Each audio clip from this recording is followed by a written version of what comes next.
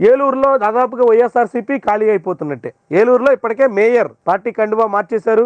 లోకేష్ సమక్షంలో టీడీపీ కండువా కప్పేసుకున్నారు. ఏలూరులో జిల్లా పరిషత్ చైర్పర్సన్ ఆమె జనసేనలో చేరాలనుకున్నారు. గంటా పద్మశ్రీ చివరికి మళ్ళీ లోకేష్ సమక్షంలో కండువా కప్పేసుకున్నారు. ఇప్పుడు ఏలూరులో వైఎస్ఆర్సీపీ జిల్లా అధ్యక్షుడిగా పనిచేసినటువంటి ఆళ్ల నాని కూడా టీడీపీ కండువా కప్పేసుకుంటున్నారు. ఈ రోజే ముహూర్తం పెట్టారు.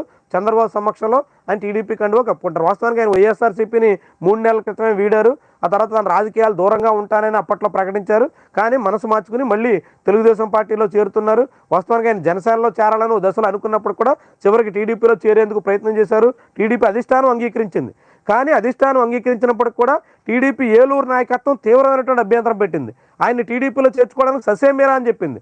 దాంతో 10 రోజులు ఆలస్యంగా 10 రోజులు వెయిట్ చేసి 10 రోజుల పాటు నిరీక్షణ తర్వాత ఆళ్ల నానికి ఎట్టకేలకు మార్గం సుగమమైంది. ఈరోజు ఆయన పార్టీ కండువా కప్పుకుంటున్నారు. ప్రస్తుతం చంద్రబాబు సమక్షంలో పార్టీ కండువా కప్పుకుని ఏలూరు వెళ్ళినప్పటికి కూడా ఏలూరులో టీడీపీ నాయకత్వం ఆళ్ల నానికి ఏ మేరకు సహకరిస్తారు, ఏ మేరకు ఆయన్ని ఆహ్వానిస్తారు, ఏ మేరకు ఆయనతో కలిసి సాగేందుకు సిద్ధపడతారు అనేటువంటి చాలా ప్రశ్నలు ఉన్నాయి. సుదీర్ఘకాలం పాటు అక్కడ బడేటి కుటుంబానికి ఆళ్ల నానికి మధ్య చాలా విభేదాలు ఉన్నాయి. అలాంటిది బడేటి చంటి ఎట్టకేలకు మెత్తబడినట్టుగా చెప్తున్నారు. అయితే ఆయన అధిష్టానం ముందు అంగీకరించి క్షేత్రస్థాయిలో ఆళ్ల నానిని పక్కన పెట్టే ప్రయత్నం చేస్తారా?